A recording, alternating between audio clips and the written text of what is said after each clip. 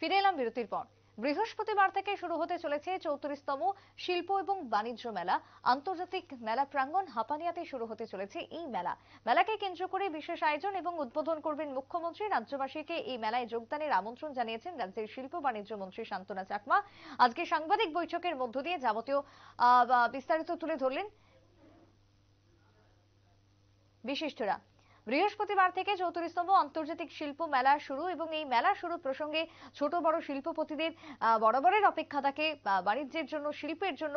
সেই প্রতীক্ষার অবসান হতে চলেছে হাপানিয়া আন্তর্জাতিক মেলা প্রাঙ্গণে। বৃহস্পতিবার থেকে 34তম শিল্প মেলা উদযাপন বা অনুষ্ঠিতকে কেন্দ্র করে কি বক্তব্য উঠে আসছে সংশ্লিষ্টের, শুনুন। ধন্যবাদ। এবং আমার সাথে উপস্থিত আছেন আমাদের শিল্প এবং বাণিজ্য দপ্তরের মাননীয় সেক্রেটারি স্যার, উপস্থিত আছেন দপ্তরের এডিশনাল ডিরেক্টর, উপস্থিত আছেন ওএসডি টিআইডিসি, এবং প্রত্যেককে আমার রাজ্যবাসীকে জানাই নতুন বছরের শুভকামনায়। আপনারা প্রত্যেকেই জানেন প্রত্যেক বছরের নেই, এবারও মানে আগামীকাল 25শে জানুয়ারি মাননীয় মুখ্যমন্ত্রীজির হাত ধরে আমাদের যে 34তম শিল্প ও বাণিজ্য মেলা শুরুয়াত হতে যাচ্ছে। এবং সেই মেলায় প্রথমে আমরা প্রত্যেক রাজ্যবাসীকে জানাই আপনাদেরকে আমন্ত্রণ। আপনারা প্রত্যেকে আগামীকালকে বিকাল 4টায় থেকে সেই মেলা শুরু হবে এবং মুখ্যমন্ত্রীজি থাকবেন সেখানে মেলাতে। উনি উদ্বোধন করবেন মেলা এবং উদ্বোধনে উপস্থিত থাকবেন দপ্তরের মাননীয় মন্ত্রী মাননীয়া শান্তনা চাকমা মহোদয়া, উপস্থিত থাকবেন ডেপুটি স্পিকার আমাদের শ্রী রামপ্রসাদ পাল মহোদয়, মেয়র সাহেব থাকবেন এবং অন্যান্য আধিকারিকরা থাকবেন। এবং আপনাদের মাধ্যমে রাজ্যবাসীকে প্রত্যেককে নিমন্ত্রণ জানাতে চাই আগামীকালকে আপনারা প্রত্যেকে চলে আসুন আমাদের এই শিল্প বাণিজ্য মেলাতে। এবং অন্যান্য বছরের নেই, এবারও আমরা নতুন কিছু করতে যাচ্ছি। প্রত্যেক বছরই মেলা ভালোর দিকে এগিয়ে যাচ্ছে, এবারও আমরা নতুন কিছু করতে যাচ্ছি। যার মধ্যে আমরা যদি দেখি যে গত বছর সেই মেলাতে প্রায় 380টা স্টল ছিল, এবার ডাইরেক্ট অনেক বেড়ে সেটা 503টা স্টল অলরেডি বুকড হয়ে গেছে।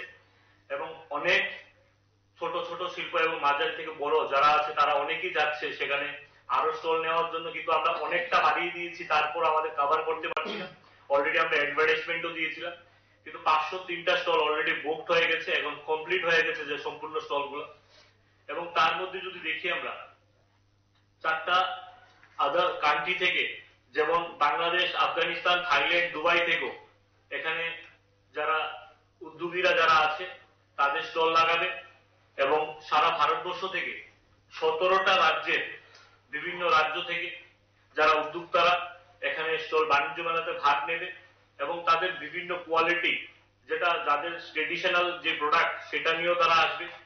এবং গভর্নমেন্টের সাইড থেকে যদি দেখি আমরা, সেন্ট্রাল গভর্নমেন্টের পিএসইউ থেকে আরম্ভ করে স্টেট গভর্নমেন্টের ডিপার্টমেন্ট, লোকাল পিএসইউ থেকে আরম্ভ করে এবং আমাদের লোকাল যারা বিজনেসম্যানরা যারা আছে তারাও সেখানে স্টল লাগাচ্ছে। টোটাল 503টা স্টল অলরেডি বুকড হয়েছে, যেটা গতবার 380টা ছিল সেটা বেড়ে 503 হয়েছে। আমরা যদি দেখি যে এবারের মধ্যে যিনি আমাদের সেক্রেটারি সাহেব বলেছিল যে নতুন কিছু করার জন্য আমরা উদ্যোগ হয়েছি, যার মধ্যে টেকনোলজিকে নিয়ে ত্রিপুরাকে কিভাবে ডেভেলপমেন্ট করা যায়। আমাদের আজকের যুবরা যারা আছে আমরা যদি দেখি তাদের মধ্যে অনেক যুবরা আছে যারা বেঙ্গালুরুতে আইটি সেক্টরে নিজের কোম্পানি বানিয়ে স্টার্টআপের মাধ্যমে তাদের সহযোগী হয়েছে এবং তার মাধ্যমে ত্রিপুরাও পিছিয়ে নেই। আমরা দেখছি আইটি ভবন যে হয়েছে সেই আইটি ভবনের মধ্যে অনেকগুলো স্টার্টআপ ত্রিপুরার ছেলেমেয়েরা যারা আছে তারা স্ব উদ্যোগী করছে এবং সেই স্টার্টআপকে আরো কি বেশি করে আরো নতুন নতুন যুবদের মাধ্যমে কি।